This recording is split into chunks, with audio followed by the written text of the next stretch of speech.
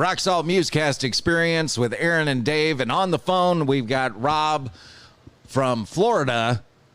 Rob is in No Lost Cause. Yep. Hey, Rob, how you How's doing? it going? Pretty good, yourself? Oh, I'm doing all right. I'm trying to line up the studio audience here and let them in the door, but it's not working out for me. There they are. There they are. Yeah. All right. Why don't you do a backstory? Why we had him on. We had Rob on a couple of weeks ago, and we started talking about Woodstock '99 somehow. Right, and I mentioned that I had watched this documentary on Woodstock '99 on HBO. And you, Rob, and said that you didn't even know it was out there, but you were at Woodstock '99. And then apparently you made a post on Instagram, and I'll let Rob take it from there. Yeah, it was, obviously 1999. And I remember going to it, and I had no idea there was a documentary or anything out. So, after the last time we spoke, I went on to HBOMAX, I think it was where it was, and I watched it, and it just wasn't what I was hoping to see, to be honest. Were you hoping for like all the good memories, or what, or just did it give a fair and balanced representation of Woodstock '99? I'll put it like that.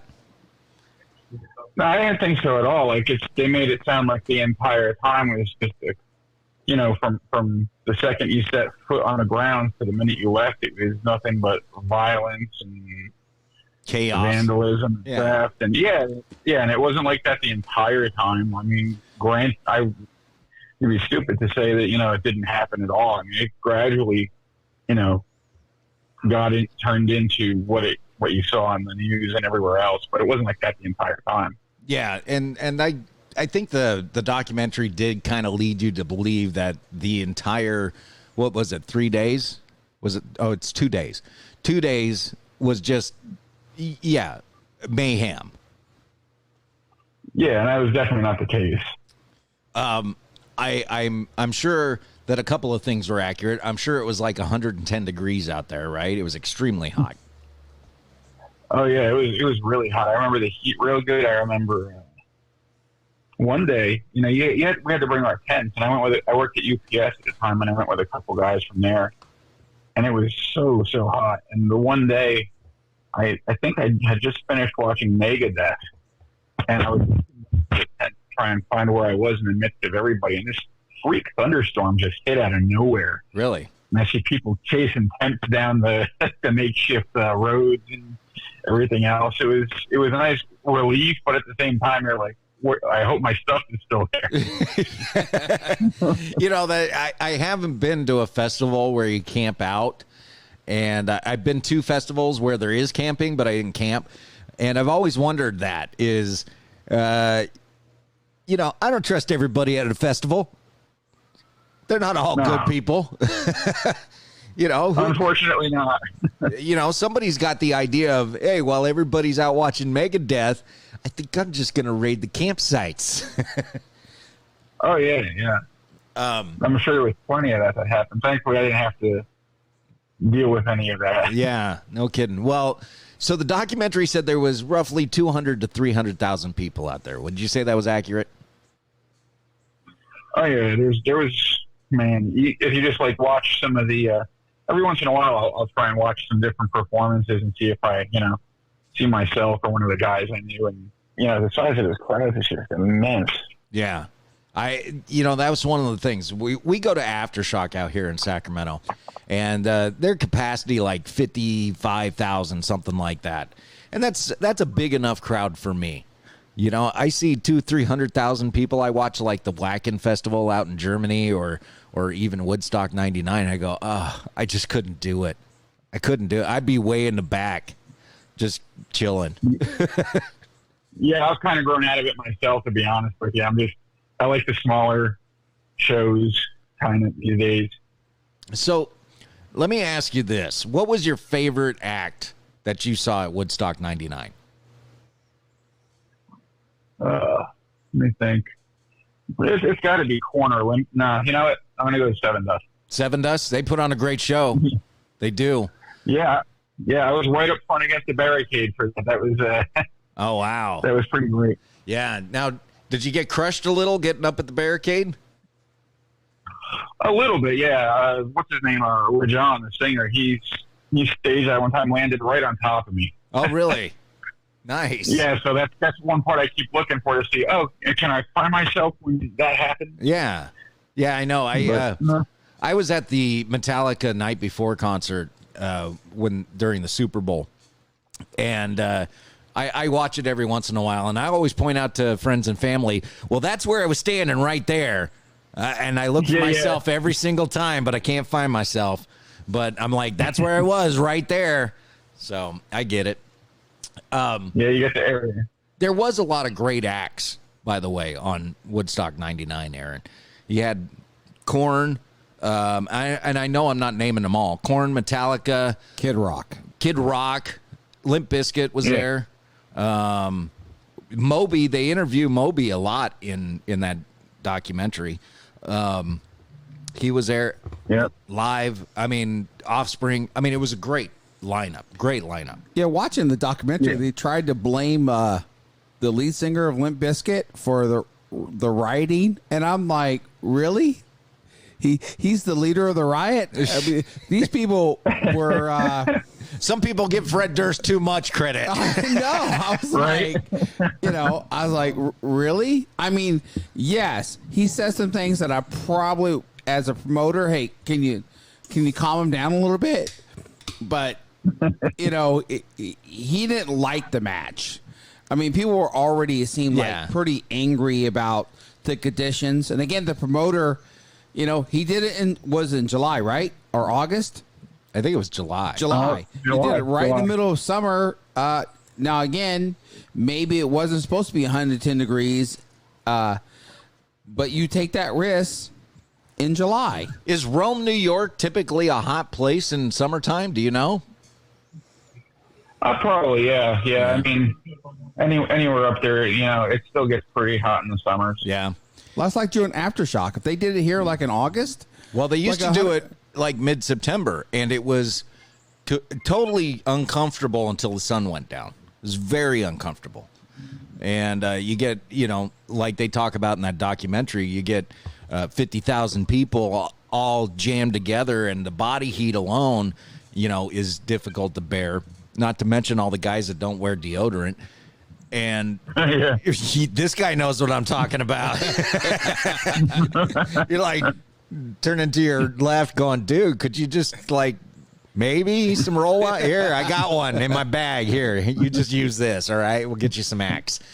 But they used to do it in mid-September, and it was very uncomfortable because it was so hot.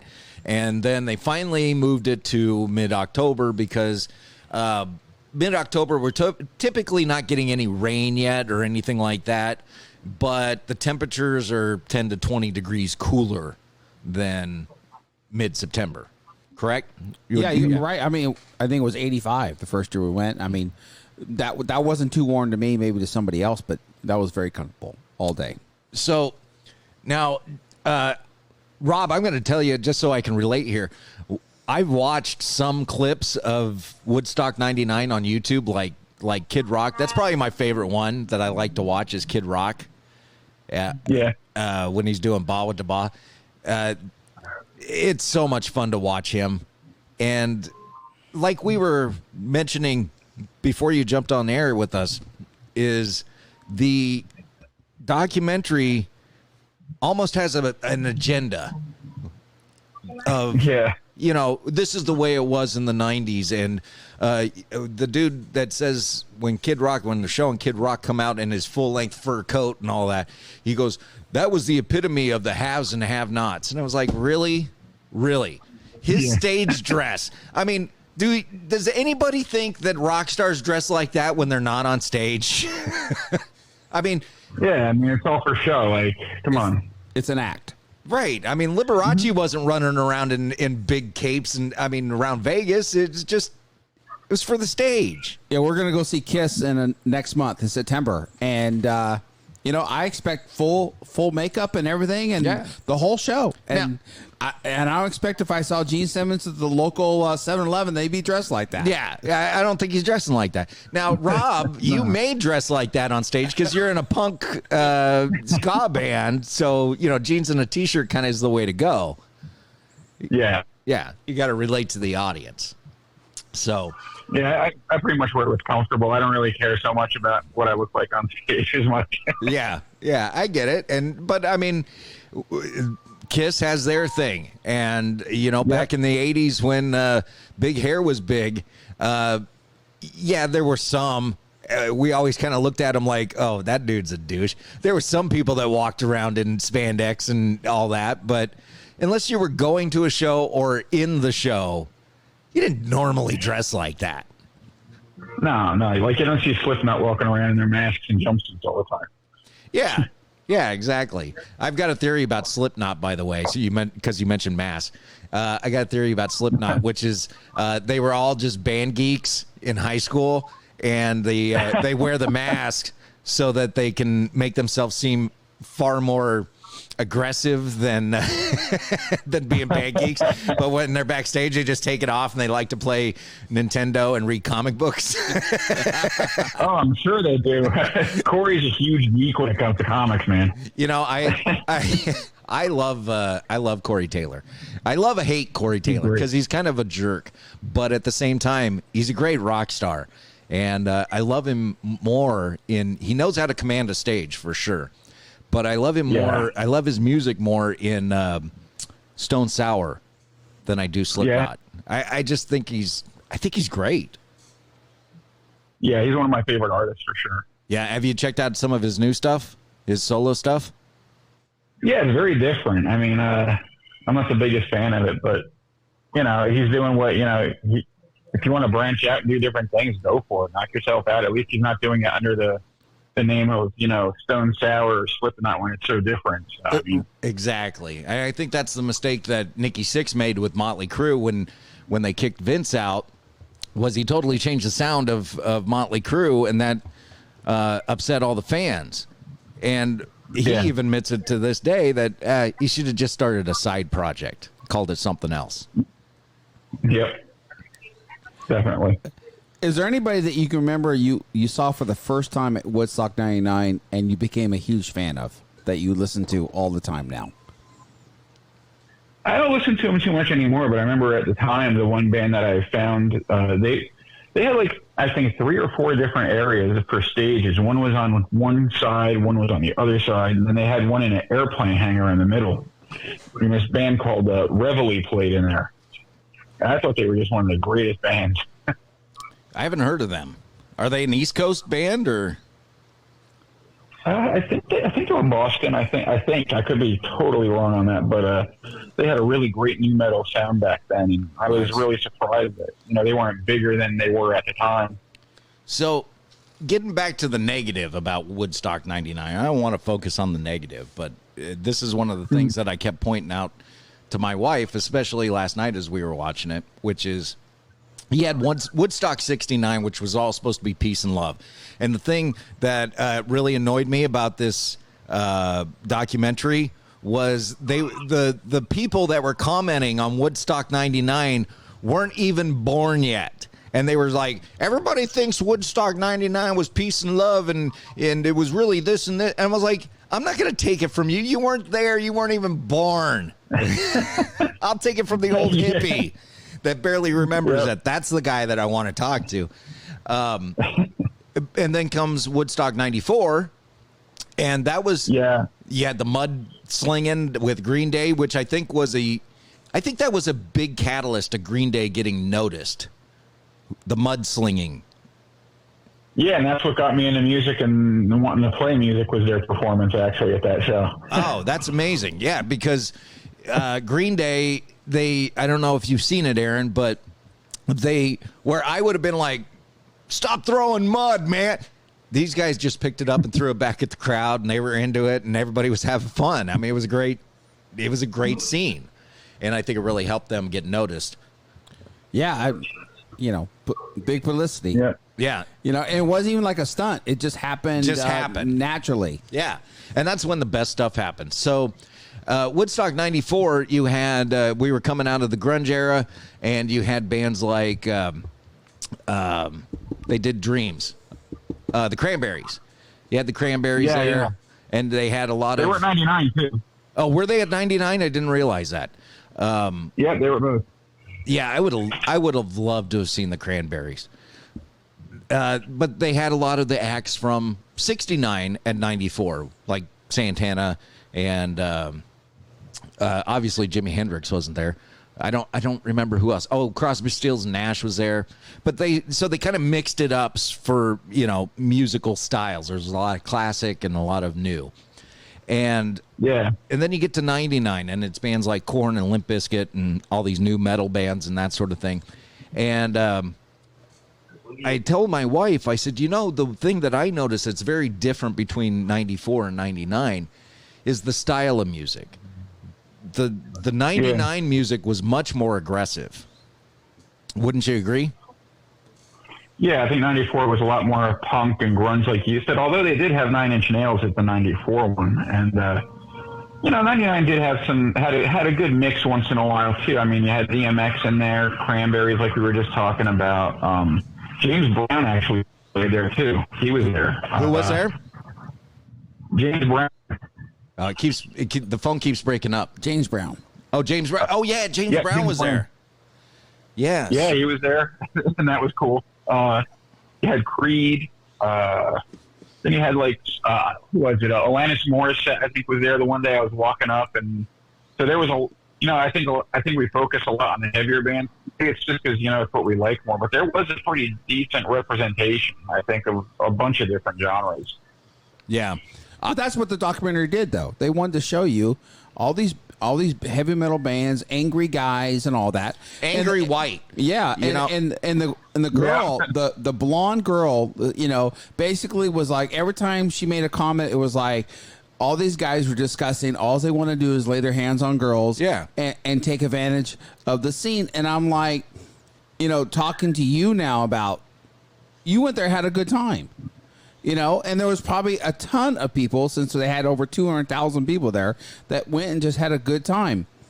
I know if a few rotten apples spoils the whole bunch, but to label all, as you said, white guys is, taking advantage. I'm not sure you were ever involved. They showed knocking down the fence.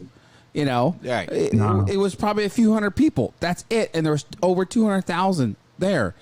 But the blonde lady with how disgusting all those guys were, I'm like, that was a little much for me in the documentary.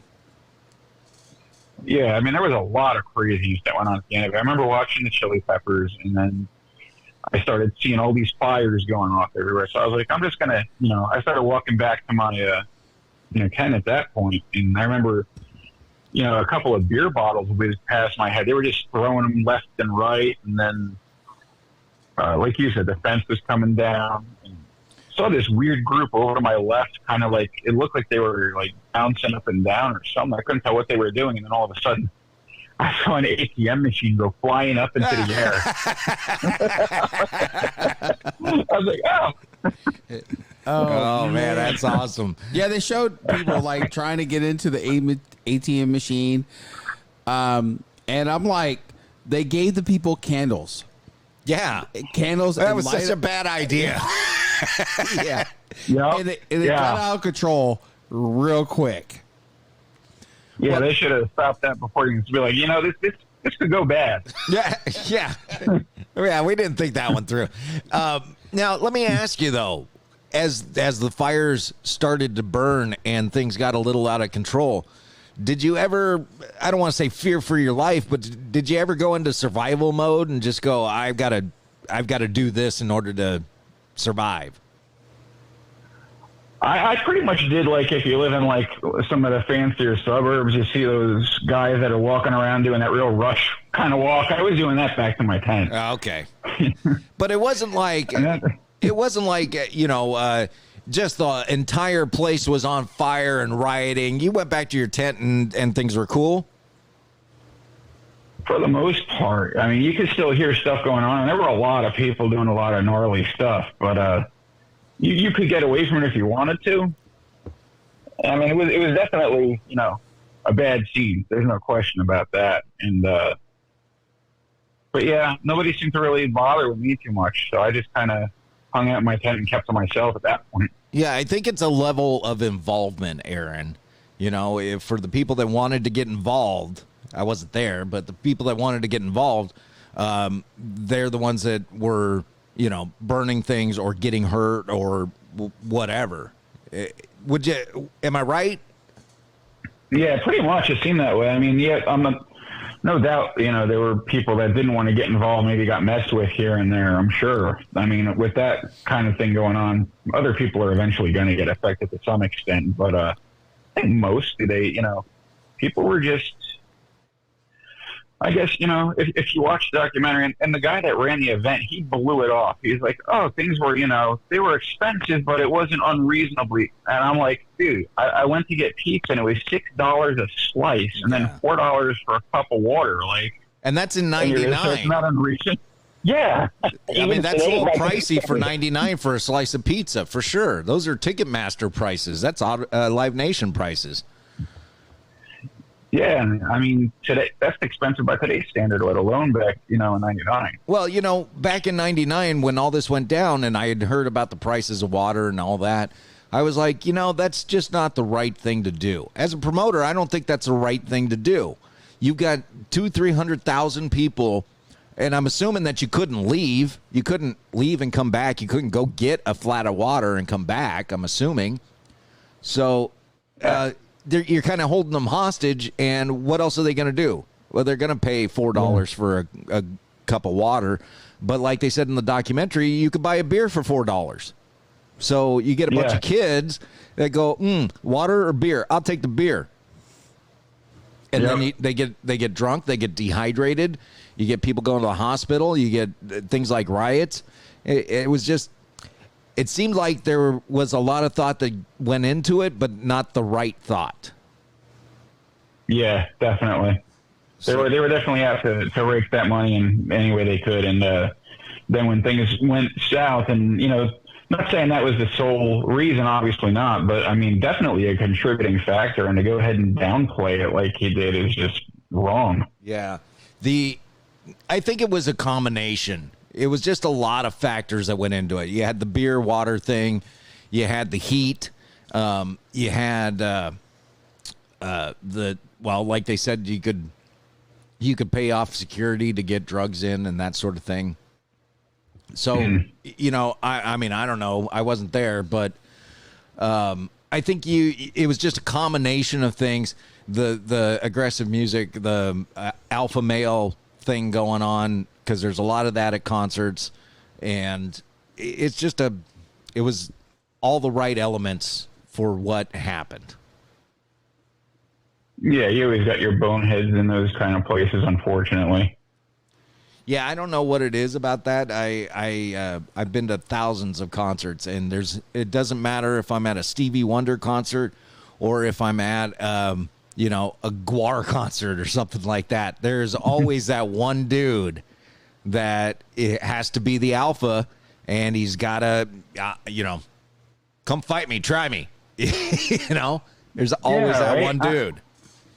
I feel like I'm always a magnet to that guy, too, because it always feels like I'm standing next to him, no matter what show. And you know what? He's always like 5'5", but he's just ripped. He's got a Napoleon complex, and he's got his shirt off so you can see how ripped he is. Yeah. Hey, dude, it's like 40 degrees outside. I'm hot. Yeah. Oh man. And he's got the little girlfriend on his arm. Yeah. And she's yelling, "Not today! No, not today!" Todd's had too many Red Bulls. Yeah.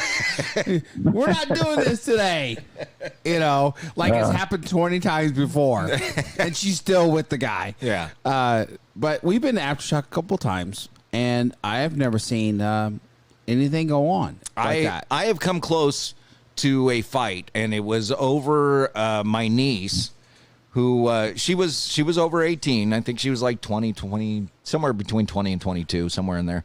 We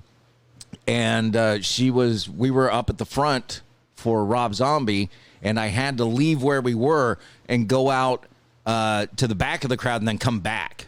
And so I turned to this guy and I said, "Hey, do me a favor," because he seemed like a solid guy. I said, "Just keep an eye on her for me. Don't let the guys, molest her." And I came back and he was like, "Dude, you can't be here." And I was like, "Dude, I'm the one that talked to you." But during the show, this dude did not this guy I'm telling you about, another dude. He did start trying to get close to my niece, and I pushed him away 2 times.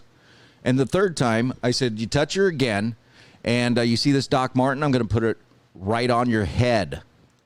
Okay, I'm going to knock you down, and I'm going to stomp you.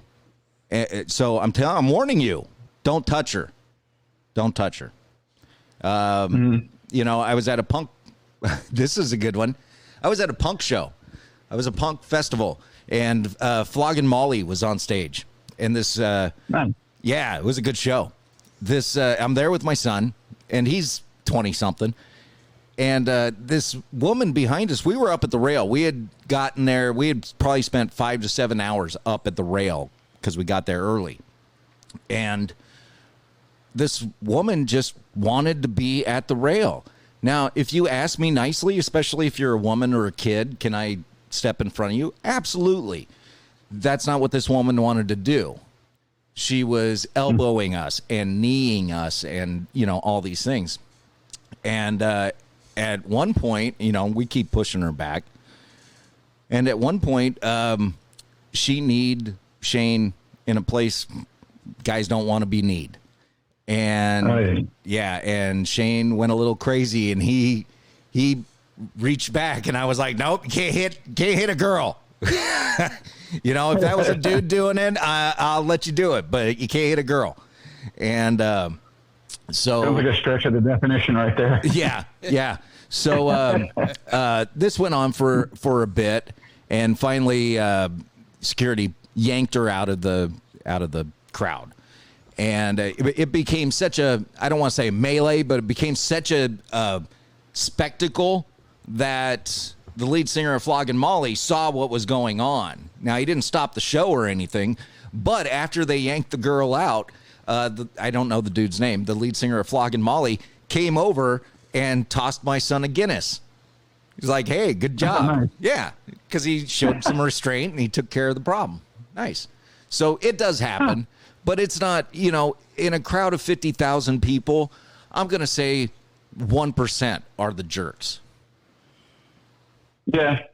Yep. It's usually pretty small. I mean, not only that, like acting out like that. I mean, you got to know that you're going to get ejected from the show, and like, do you really want that? Yeah. What's the point of that? You paid the money, you spent the time, all of that. What's the point of getting kicked out? And most of the time you go to shows with other friends. And if your friends can't go, hey, knock it off.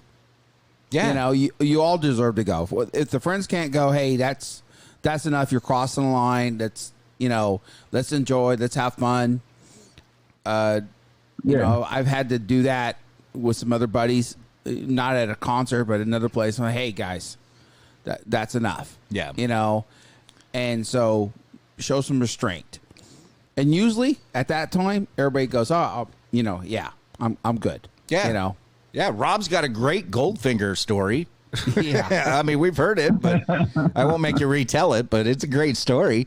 But so one of the things that bothered me about the documentary is that like I mentioned, they had these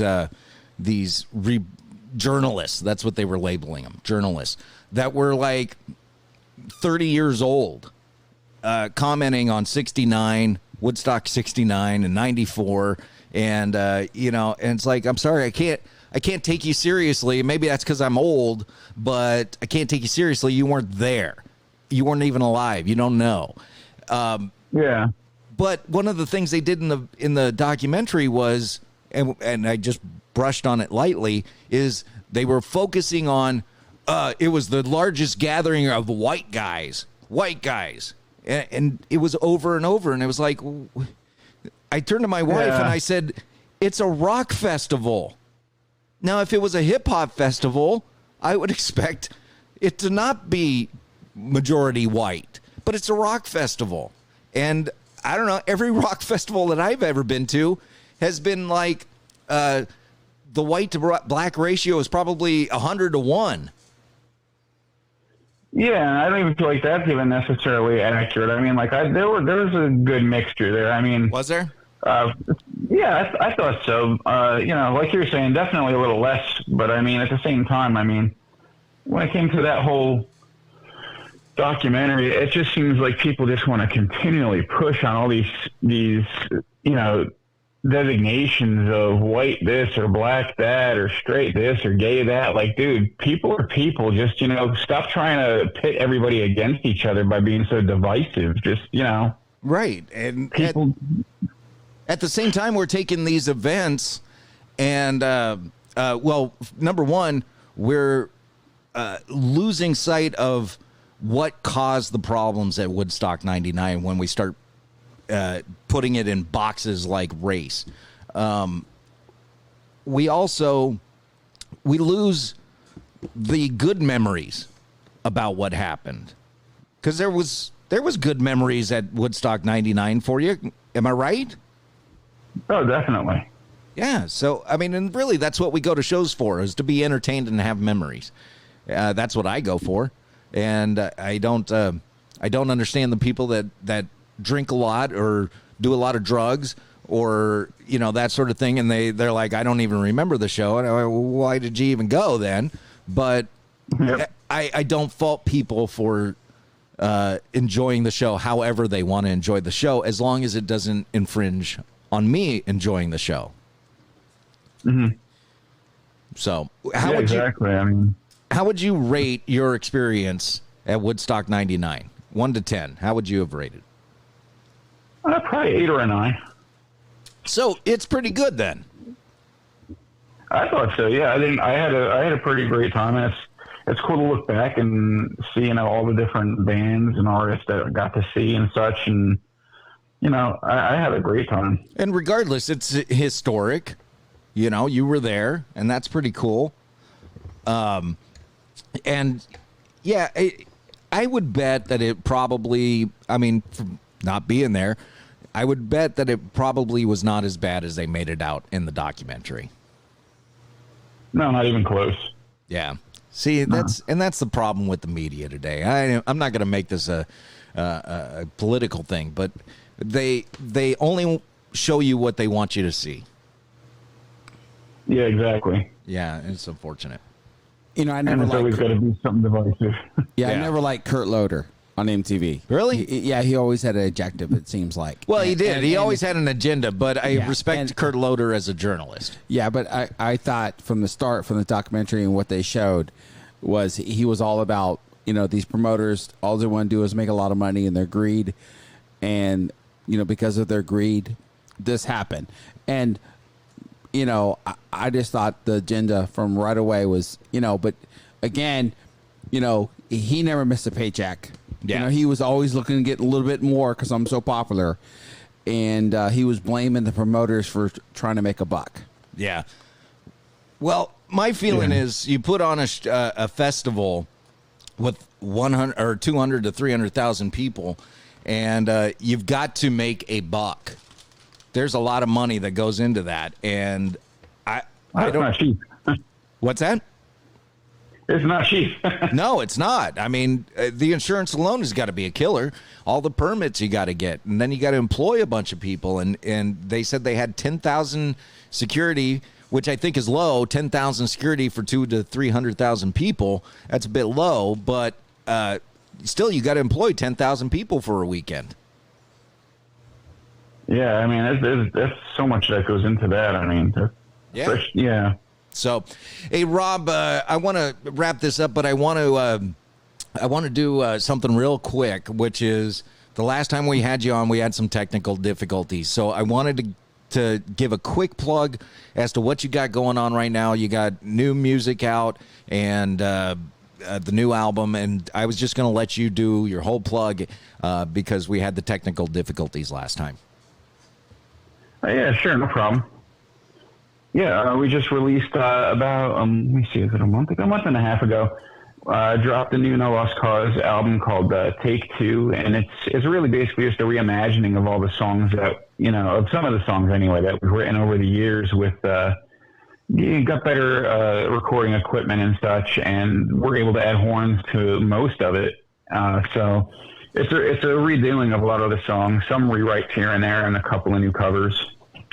Cool. You kind of George Lucas some of your old songs, right? You Lucased them. Yeah, yeah, definitely. Went back and you added the windows in Cloud City. So, yep, that's it. I like the new album because it's got some of the old stuff that I really like, but it sounds so much cleaner and a little fuller on this album.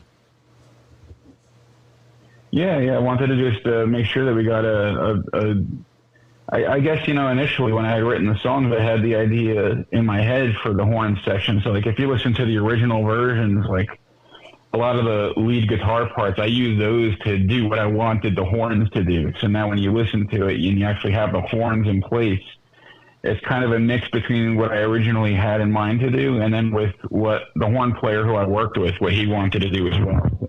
Nice. And you have a new project that you're doing, like a new side project or band or Yeah, it's called Ruled Out, and okay. Actually in the middle of writing the first couple of songs right now, and I hope to have those done in the next month or two.